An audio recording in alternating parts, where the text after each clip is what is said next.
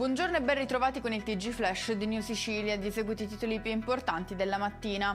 Torna in superficie dopo quasi un anno dalla notte in cui è affondato nelle acque di Porticello il veliero Baesian. L'imponente operazione di recupero si è conclusa questa mattina con l'intervento coordinato delle gru impegnate sul posto. La cronaca nera, tragedia a Ficarazzi nel Palermitano dove un operaio di 60 anni, Giovanni Sanfilippo, è stato trovato morto nei pressi di una cabina di media tensione. Sarebbe rimasto folgorato mentre eseguiva lavori di muratura.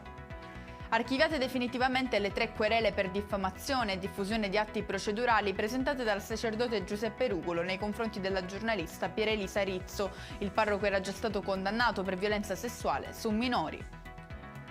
Dopo una condanna a oltre 7 anni di reclusione, madre e figlia vengono trasferite ai domiciliari in una comunità per assistere gli anziani. È quanto deciso dal magistrato di sorveglianza di Agrigento nei confronti di 2 donne coinvolte nell'inchiesta con cui i carabinieri hanno smascherato un vasto giro di capolarato. Si intrufola nella cucina di un albergo a Palermo e ruba 6 bottiglie di vino. A lanciare l'allarme è stato il portiere notturno che si è rivolto alle forze dell'ordine per bloccare il tentativo di fuga della donna, una 37enne di origine straniera. E con questo è tutto, prossimo appuntamento più tardi alle 19:30. Grazie per averci seguito, buon proseguimento di giornata.